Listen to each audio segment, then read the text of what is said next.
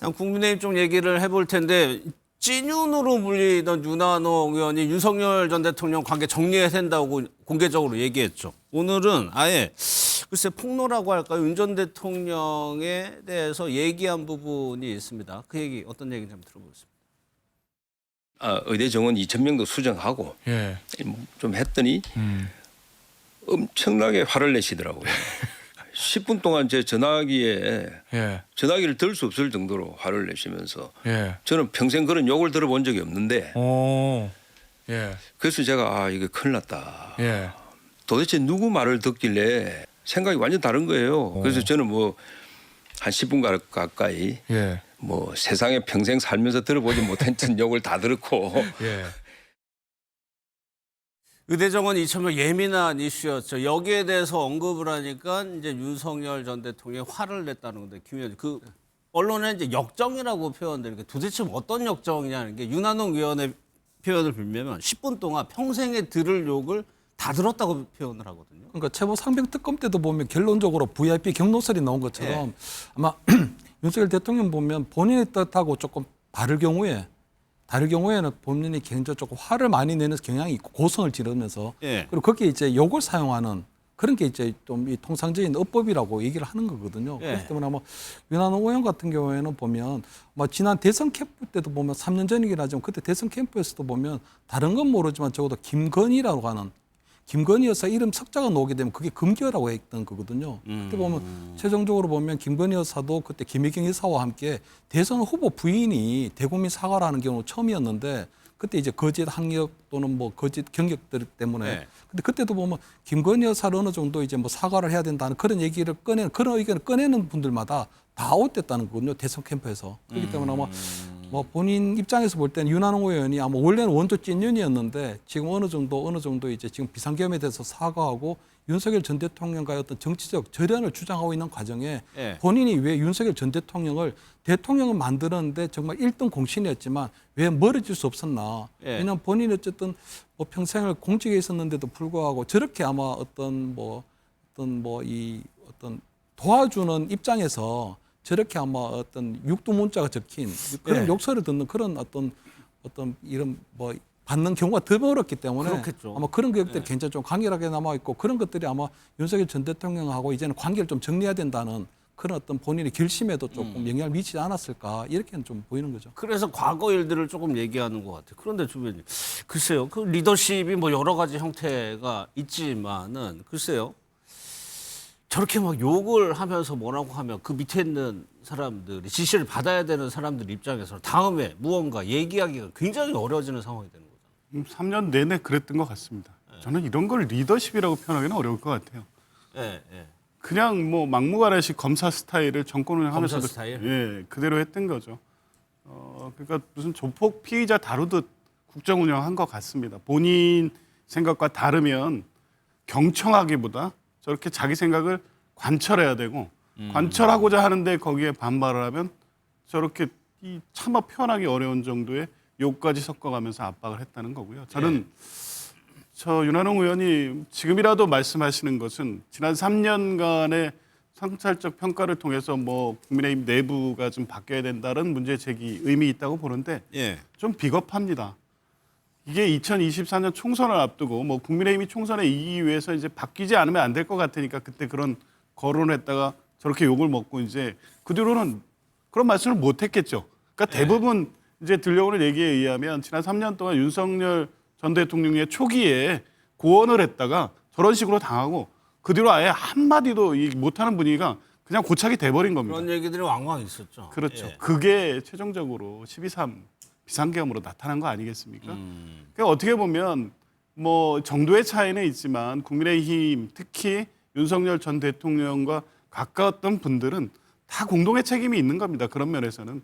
그렇다면 지금에 와서 지금 뭐 국민의힘의 사정이 어렵고 당장의 지방선거를 앞두고 발등에 불이 떨어졌으니 저런 식으로 해서 윤석열 전 대통령과의 절연을 통해서 당에 거듭내야 된다는 필요 때문에 하는 말에 더해서 국민들께 3년 동안 우리가 이렇게 대통령의 저런 전행과 뭐 저런 이 말도 안 되는 국정 운영을 바로 못한 거에 대한 진심 어린 사죄 이런 게 필요한 겁니다. 그냥 계엄 잘못했다, 뭐 비상계엄 잘못했다, 대통령과 절원해야 된다 이렇게 추상적으로 공허하게 사과론을 얘기할 것이 아니라 예. 그동안 있었던 얘기를 솔직하게 좀 털어놓고 말씀하시고 국민들께 그것으로 결과적으로 이어졌던 비상계엄으로 인해 이 국민적 고통에 대해서 사과하는 이렇게 좀 결론 내는 그 목소리들이 많이 나와야 되지 않나 싶습니다.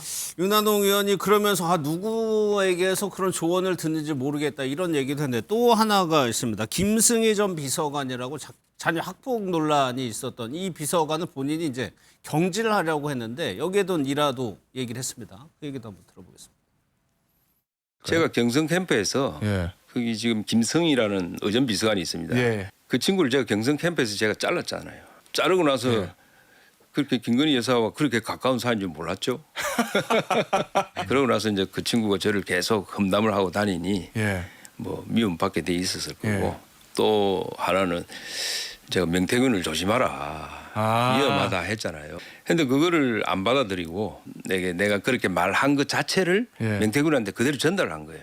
제가 뭐 눈밖에 날 수밖에 없는 그 상황이 있었습니다. 그래서 뭐 저 얘기를 짚기 전에 그래서 눈밖에 났다라고 이제 윤 의원은 얘기는 하는데 이준호 대표는 저 얘기 어떻게 원래 찐윤이라고 부르지 않았었나요? 저는 좀 씁쓸합니다. 지금 네. 이제 윤석열 전 대통령의 상황이 어떤지 다 알지 않습니까? 지금 대통령에서 내려왔고 재판받고 있는 상황입니다. 그런 상황에서 같이 이제 정권을 창출하는데 캠프에 참여하면서 거의 오른팔에 다름없는 찐윤으로 활동하셨던 분이신데 이렇게 등 뒤에서 오히려 뭐 입을 다무지는 못할 망정 과거에 있었던 여러 가지 비화들을 저런 얘기 하는 거 예, 자체가 그렇죠. 그러니까 자기한테 좋았던 이야기도 있었을 거고 예. 자기한테 좀 기분 나빴던 이야기도 있었을 겁니다. 그런데 유독 자기가 기분 나빴던 것만 싹 끄집어가지고 저렇게 들춰내는 것은 좀 굉장히 좀 씁쓸한 이제 그런 인상이 좀 듭니다. 예. 좀 글쎄요. 자기가 그때 윤석열 정권 때 이제 어떤 장관 자리라든가 그런 거 못 받은 거에 서운함일 수도 있는 거고요. 기용되지 못한 그런 서운함 이런 것 때문에 그런 건지도 모르겠습니다. 그리고 홍준표 시장처럼 좀 비슷한 길을 걷는 것 같다라는 생각이 들어요. 그러니까 오락가락 하는 거죠. 과거에는 같이 이제 중마고로 손을 잡고 했다가 예. 그분이 이제 힘이 이제 빠지고 털이 빠지면서 누워 있는 상태가 되니까 오히려 그걸 돌봐주기는커녕 측은지심도 가지지 않고 저렇게 뒤돌아서 가지고 예. 안 좋은 얘기를 들춰내는 것은 좀 보는 사람으로 하여금 여러 가지 생각이 들게 한다. 좀 그 말씀 드리고 싶습니다. 그 얘기 뒷부분에 다시 한번 이어서 얘기를 해보게요. 그런데 저 얘기의 핵심이 뭐냐면 공적인 조직에 있는 것보다 어떻게 보면 사적 라인을 더 중요시했다. 명태균 씨 조심하라 할 수 있는 얘기죠. 그런데 그게 오히려 자기한테 이제 역풍으로 들어왔다는 건데 김승희 전 비서관도 마찬가지예요. 김 여사하고 가깝다고 해가지고 자기가 그것 때문에 눈밖에 났다. 이건 좀 문제가 있어 보여요. 뭐 명태균 씨도 그렇고 김승희 전 비서관도 그렇고 결국 윤석열 전 대통령의 영리는 김건희였던 겁니다. 김건희 씨의 의견에 반하는 내용들을 말하는 사람들은 눈에 가시처럼 여겼던 것이죠. 예. 김승희 전 비서관은 알려진 것처럼 김건희 씨와 같은 대학원을 다녔고 그때부터 친분이 있었고 그렇기 때문에 대통령실 들어왔다라는 얘기가 파다했지 않습니까? 그렇기 때문에 그런 사람에 대해서 자르고 뭔가 비판적으로 이야기하고 명태균 씨 역시 우리가 숱한 녹취록들을 다 국민들이 다 듣지 않았습니까? 예. 명태균 씨가 윤석열 전 대통령과 통화하는 내용, 그 김건희 씨와 통화하는 내용 다 들었습니다. 거기서 김건희 씨가 서스럼 없이 통화하면서 뭔가 공천을 부탁하고 이런 내용들도 다 봤기 때문에 그런 김건희 씨가 그 신뢰하는 명태균 씨에 대해서 뭔가 그 부정적으로 이야기하는 또 그 얘기도 우리가 기억하고 있죠. 윤석열 전 대통령의 목소리로 아니 뭐 김영선이 좀 해주라고 했는데 윤한홍이가 뭐라 하대 막 이런 얘기도 들었던 걸로 전 기억이 납니다. 그러는 것처럼 뭔가 계속 윤한홍 의원은 뭔가 윤석열 전 대통령이 김건희 씨로부터 들었던 이야기들에 대해서 자꾸 어떻게 보면 딴지를 거는 브레이크를 거는 역할들을 했기 때문에 아까 말한 것처럼 10분 동안 욕도 먹고 이랬던 건데 매우 부적절한 거죠. 그러니까 윤석열 전 대통령은 본인과 의견이 다르면 반국가 세력, 본인과 의견이 다르면 빨갱이. 어떻게 하다 보니까 한동훈 전 대표도 빨갱이 다 됐더라. 총으로 쏴버리고 싶다. 이런 얘기까지 한 거잖아요. 본인과 20년 넘도록 동고동락했던 검사 후배를 갖다가 뭔가 본인과 의견이 달라지자 바로 이렇게 반국가 세력 좌파 빨갱이가 돼버린 사람으로 치부하는 것처럼 예. 매우 부적절한 리더십을 보여줬다고 생각하고 다만 전 윤한홍 의원은 할 말이 없다. 그런 사람을 데리고 와서 대통령 만든 게 당신이잖아요. 그러니까 네. 윤학용 전 의원을 비롯한 친윤 세력이잖아요. 친윤 세력들이 사실 그 외부에서 이 인사를 데려와서 뭔가 대통령으로 만들고 권세를 누리다가 지금 파면을 당한 상황이 오니까 뭔가 분위기가 안 좋아지니까 사실 그 사람 막 욕하고 나한테 욕하고 내가 사실 의대정원도 난 바로잡으려고 했는데 그때 난 반대했지만 나한테 욕하고 해서 막 흘릴 수가 없었어. 나는 책임이 없어. 면피하는 모습 보이는 것 같거든요. 사실 그래요? 저는 네. 윤석열 전 대통령도 큰 잘못을 했습니다만 친윤 세력들, 윤석열 전 대통령을 앞에 앞장 세워서 대통령으로 만들었던 부인들의 반성문과 사과문부터 제출하셔야 된다고 말씀드리고 싶습니다. 예. 정치인 부대변인 얘기한 것처럼 뭐 명태균 씨가 과거에 이 부분을 언급한 적이 있습니다. 어떤 내용인지 한번 다시 들어보겠습니다. 3월 딱 전화해봐. 윤 의원님 비서실장 안 돼요. 내가 했죠. 사모님 윤한홍이는 훌륭한 사람입니다. 서울대를 나왔고 인사비서관하고 서울시에 있었고 경남도에 있었고 그렇게 훌륭하신 분을 어떻게 그 선거판에 저 비서실장을 씁니까? 귀한 그릇은 귀한 손님한테 써야 됩니다. 안 돼요. 바로 신랑 전화해갖고 내가 윤한홍 의원한테 안 된다 했으니까 당신 그래 알아.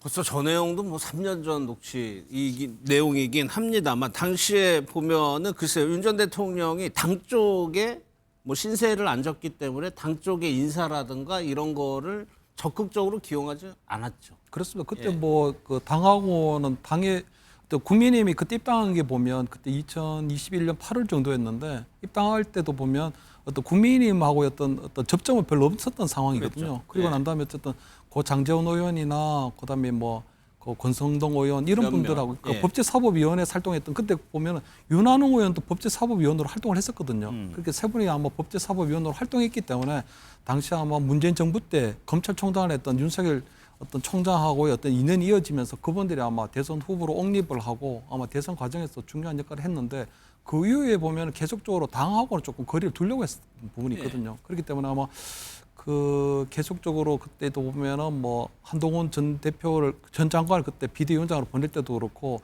또 가장 만만하게 생각했던 김기현 의원을 또 당 대표로 옹립하는 것도 그렇고 그런 과정을 보면 당하고 굳이 어떤 뭐 인사를 적극적으로 발굴하거나 또는 당 쪽의 어떤 입장을 듣는다기보다는 그다음 본인 어떤 국정 운영하는 데 있어서 국민의힘이 계속적으로 보조하는 역할을 그렇게 하도록 아마 계속했던 걸로 보이는 거거든요. 그렇다 보니까 오히려 김 여사라든가 김 여사의 지인들의 말을 더 적극적으로 잘 들었을까요? 그렇습니다. 그때도 아마 제가 볼 때는 아마 저는 윤석열 전 대통령이 김건희 여사하고는 조금 나름대로 어떤 약간 삐뚤어진 그런 지압이 그런 마음이 좀 있었다고 보이거든요. 보니까 2012년도에 그때 아마 김건희 여사와 결혼을 하는데 그때 윤석열 전 대통령이 나이가 52세였고 김건희 여사 12살 어린 40이었거든요. 그러면서 아마 그때 결혼을 할 때 아마 본인이 굉장히 김건희 여사에 대해서 나름대로 어떤 깊은 애정과 어떤 존경을 좀 가지고 있었던 걸로 같고 아마 그때 결혼할 당시에도 보면 김건희 여사의 어떤 모친이었던 최은순 그때 장모 최은순 씨가 사기죄라든가 이런 걸 굉장히 조사를 많이 받고 있었거든요. 그렇기 때문에 아마 윤석열 전 대통령은 김건희 여사와 결혼을 하면서 아마 아내가 앞으로 안게 될 여러 가지 허물이라든가 이런 것들을 본인이 다 감사하겠다. 보호하겠다는 그런 마음들을 좀 갖고 있었지 않았을까. 그렇기 때문에 아마 김건희 여사와 관련된 이야기, 좀 나쁜 이야기들을 하는 사람들은 무조건 좀 배척하려고 했고 또 김건희 여사를 도와주고 있는 사람들에 대해서도 나쁜 험담을 얘기하면 무조건 좀 배척하려고 했던 걸로 보이거든요. 그렇기 때문에 저는 윤석열 전 대통령하고 한동훈 전 대표가 결정적으로 갈라서게 된 계기도 법무부 장관을 마치고 국민의힘 비대위원장으로 갔던 한동훈 전 대표가 그때 함께 비대위원으로 발탁한 김경일 회계사가 김건희 여사에 대해서 마리 앙뚜아네트에 그렇죠. 비유하게 되거든요. 아마 그리고 난 이후에 아마 그해 8월 달에 보면 윤석열 전 대통령이 국군의 날 행사 끝나고 난 다음에 곽정근 전 특수정 사령관에게 한동훈이 잡아와라. 죽여버리겠다. 한 이런 것들까지 극한 감정으로 이어진 거는 결국 김건희 여사에 대해서 비대위원장이었던 뭐 한동훈 전 대표가 직접 얘기하지 않았지만 함께 일했던 비대위원이었던 김경률 비대위원을 그때 해임하지 않고 아마 껴안고 포용하는 바람에 아마 그때부터 저는 윤석열 전 대통령과 한동훈 전 대표가 갈라서게 된 결정적 계기가 되지 않았을까 저는 이렇게 뭐 분석을 합니다. 또 하나 어제 강서구청장 공천에 이제 윤 전 대통령이 개입한 의혹 전해 들었는데 서초구청장에도 개입했다는 의혹이 나오고 있습니다. 과거에 윤 전 대통령이 공천 관련해서 한 얘기가 있었습니다. 한번 들어보겠습니다. 무슨 공천 얘기가 뭐 났길래 저는 그 당시에 공관위원장이 우리 정진석 비서실장인 줄 알고 있었어요. 그런 당에서 진행하는 공천을 가지고 제가 왈가불가할 수도 없고 저는 저 나름대로 그야말로 고3 입시생 이상으로 바빴던 사람입니다. 하면 이겁니다. 그러니까 권성동 의원이 박성중 당시 서울시당 위원장입니다. 전성수 후보를 구청장에 공천을 요청했는데 거절했고요. 장제원 의원 요구했는데 거절했어요. 그러니까 윤 전 대통령 당선인 시절에 2번 연락을 해서 공천을 요청을 해서 결과적으로 단수 공천을 받았다는 겁니다. 서초구청장 뭐 많이 아실 텐데 이 지역은 국민의힘에서 후보를 내면 거의 당선이 되는 지역이거든요. 그렇죠. 공천이 당선 예. 지역이니까 누가 공천되느냐? 그러니까 뭐 그 본선 해볼 필요도 없이 확정이 되는 거니까요. 그래서 보니까 처음에는 이제 권성동 의원, 장재원 비서실장 통해서 얘기가 들어갔고 그 얘기를 할 때 어떻게 전달이 됐겠습니까? 이거 대통령 뜻이다. 라고 얘기를 했겠죠. 해서 이제 예. 박성중 당시 시당위원장에 전달했을 텐데 그러니까 이제 그때는 그게 뭐 반신반의하면서 1차적으로 거절을 했던 것 같고 그러니까 이제 직접 전화를 했다는 겁니다. 예. 직접 전화를 해서 요구하니까 그대로 공천이 됐죠. 예.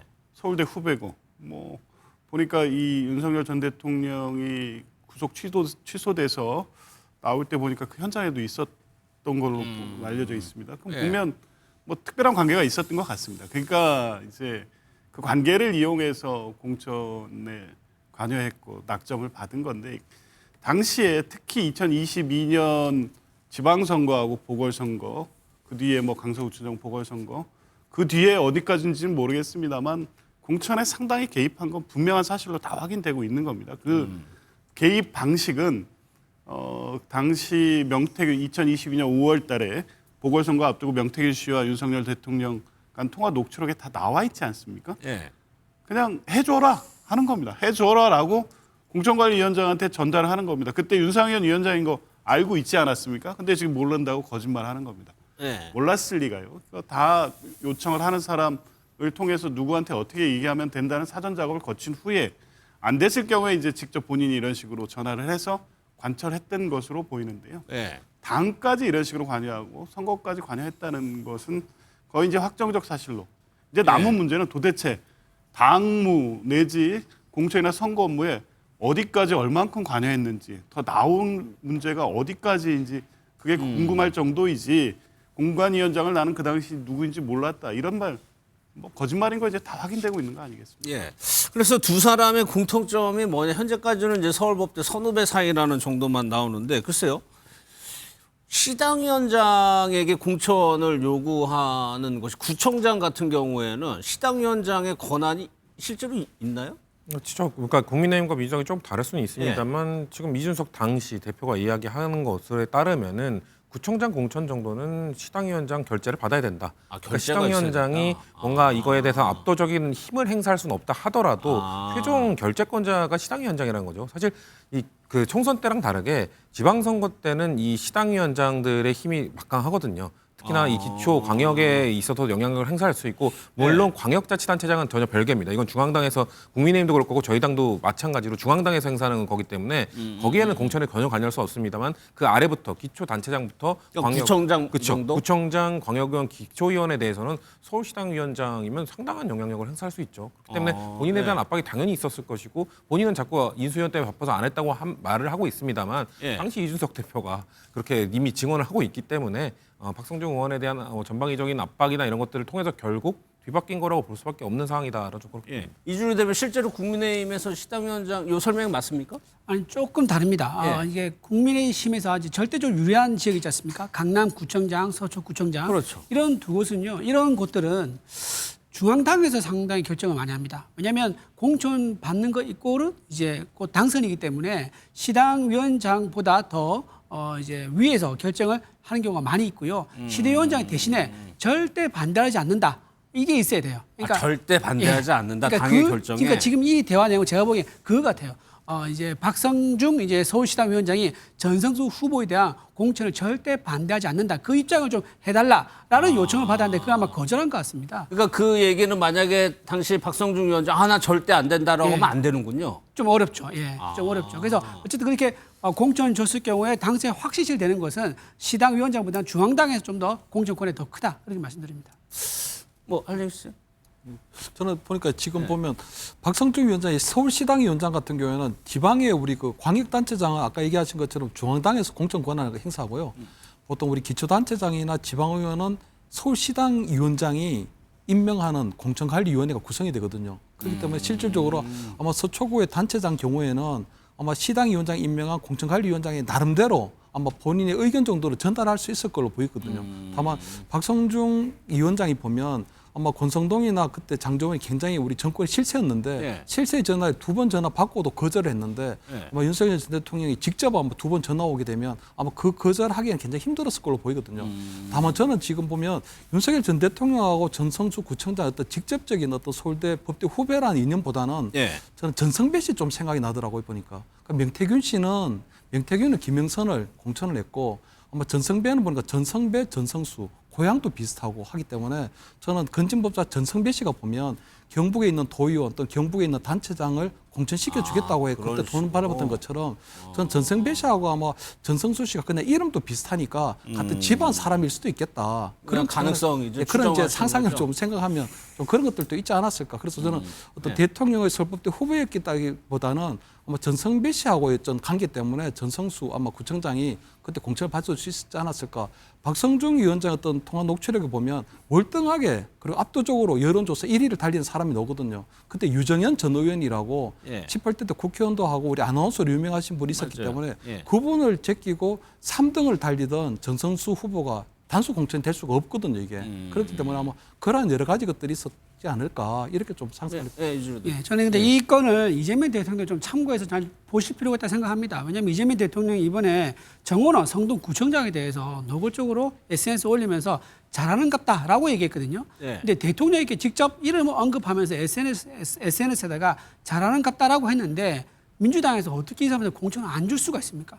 대통령 모습이 우습게 되죠. 만약 안 주게 되면은 그러니까 그런 것들이 나중에 작용을 분명히 한단 말입니다. 그래서 네.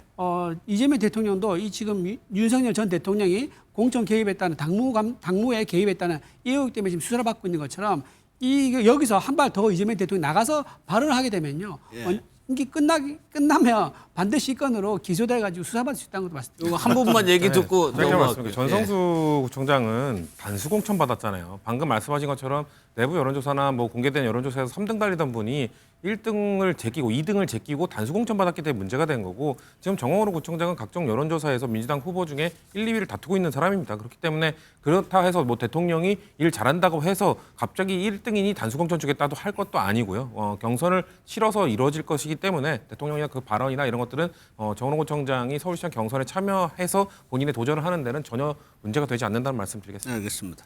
어제 김용현 전 장관의 재판이 있었는데 특이한 장면이 목격이 됐습니다. 이 타이핑 테스트하는 실제 뭐 실험 같은 게 있었다고 하는데 어떤 상황이었는지 영상을 직접 보겠습니다. 윤석열 대통령이 혹시 2번, 3번 하면 된다 이런 이야기 한 적 있습니까? 네, 그 제 기억에 있는 걸로 알고 있습니다. 증인 결심지원실 안에 들어가신 다음 윤석열 대통령의 발언 내용을 들은 사실이 있습니까? 네, 그렇게 기억하고 있습니다. 일단 핑계라는 단어가 기억나고 그러게 잡으라고 했잖아요 라고 단어가 문장이 기억나고 다시 걸면 된다라는 문장이 기억납니다. 그 대화가 조용하게 대화를 나누는 상황이었습니까? 그때 제 기억에는 언성이 높으셨던 걸로 기억합니다. 통일을 밖으로 나가서 타이핑을 한 거예요? 그 타이핑을 한 기기는 제 개인 핸드폰이 아니라 비아폰이었습니다. 평상시에도 전투 통제실 안에서 어떤 군사 상황이 있을 때 비아폰으로 내용을 주고받고 합니다. 지금 30초 동안에 혹시 본인은 요 내용을 타이핑할 수 있어요? 뭐 짧은 내용이면 충분히 타이핑 가능하다고 생각합니다. 그래서 변호사님들 이거 진짜 꼭 필요한 거예요? 예, 반드시 필요합니다. 알겠습니다. 그러면 문자 타이핑 그냥 한 번만 보여주십시오. 예. 준비되셨으면 시작하시면 됩니다. 예. 네, 닫습니다. 다 썼습니다. 그러니까요. 이거 뭐 절반 지금 15초 정도밖에 안 되는데요. 뭐 예, 알겠습니다. 확인하셨죠, 권 변호사님? 저 증인으로 나온 분이 이제 어떤 분이냐면 이제 계엄 2번, 3번 하면 된다. 그 얘기를 이제 들었다는 사람입니다. 그렇게 되면 윤 전 대통령이 주장하는 경고성, 일회성 경고성 계엄이라는 주장이 이제 허물어지게 되는 건데 그거를 실제로 타이핑할 수 있냐를 시연을 요청을 했어 법정에서. 그러니까 이제 지기현 판사가 굳이 그거를 하냐고 해가지고 굳이 그걸 합니다. 그런데 15초, 그러니까 절반밖에 안 걸렸어요. 네. 금방 할 수 있는 거였어요. 지금 김용은 측 변호인들이 뭐 지금까지 공개된 재판을 봐도 법리와 논리에 의해서 예. 피고인은 김용 의원을 위해서 변론하는 게 아닌 것 같다라는 비판을 계속 하고 있었는데요. 이 역시 얼마나 준비가 안 돼 있는지를 단적으로 보여주는 사례입니다. 매우 불리한 증언입니다. 그때 결심지원실에서 계엄을 2번 삼아야 한다는 얘기를 윤석열 전 대통령이 했다는 것은 예. 이미 그 1차 비상계엄 내란으로 국회와 선관위에 그 계엄군이 투입됨으로써 성립된 내란죄의 위법성을 확실하게 확인시켜주는 매우 중요한 이 진술입니다. 예. 이걸 어떻게든 이 신빙성을 떨어뜨려야 됐기 때문에 한 거였는데 그렇죠. 충분히 요즘 세대들이 가능할 거라는 판단을 했었어야죠. 예. 그러니까 논리적으로 반박을 했었어야 되는데 이런 식으로 하면 이게 불가능하기 때문에 예. 진술 신빙성이 완전히 뭐 배제될 것이다 이렇게 순간적 판단을 한 것 같습니다. 아. 근데 이 변론을 할 때 예. 혹시라도 일말의 가능성 때문에 이 전략적으로 선택한 것이 실패할 경우에 오히려 불리해지는 상황은 피해야 됩니다. 근데 그런 부분에 대한 이 평상시의 변론 전략에 대한 고민이 없다 보니까 이런 웃지 못할 해프닝이 된 거고 피고인한테 매우 불리한 어떤 정황적 상황이 돼버린 거죠. 예. 방금 들어온 속보는 제가 한번 읽어드리겠습니다. 이재명 대통령이 전재수 장관에 대한 면직안을 제거했다는 겁니다. 사의 표명을 오늘 새벽에 했고 이제는 이제 전 장관이 되는 셈이 됩니다. 그러니까 성취 부대면 저 상황에서 영화 같은 데 보면은 막 저렇게 해가지고 안 됐어요. 그러면은 뭐 결정적으로 뭔가 문제 제기를 할 수 있는 장면이 되는데 오히려 30초보다 15초 만에 다 해버리니까 이게 또 오히려 반대로 변호인단의 피해로 돌아가는 거잖아요. 변호인이 본인의 의뢰인을 더 불리하게 만들고 예, 있는 예. 상황이 된 거죠. 말씀하신 것처럼 만약에 30초 내로 버벅거리면서 뭔가 못했다. 그러면은 법정안이 뭐 웅성웅성했겠죠. 못하네. 이거는 예. 거짓말을 한 거네라는 얘기가 될 텐데 절반의 시간 만에 그렇기 때문에 사실 지기현 판사가 그래서 물어본 겁니다. 이거 진짜 꼭 해야 되겠냐고. 그러니까 지기현 판사가 그냥 보통의 사람들이 상식적으로 생각했을 때 저 정도 내용이면 30초면 충분히 보낼 수 있는데라는 생각을 할 텐데 예. 굳이 변호인 측이 자꾸 보여달라 하니까 어떻게 보면 30초라는 시간은 충분히 남아 돌 정도로 여유 있는 시간이었기 때문에 저는 변호인 측의 얘기가 아닌 저 증언으로 나온 사람의 신뢰도가 더 높아지는 경우가 됐기 때문에 예. 말씀드린 것처럼 본인의 의뢰인에 대한 변호 전략을 대체 어떻게 생각하고 나오는지 알 수 없는 재판을 지금 진행하고 있다라고 보여집니다. 알겠습니다.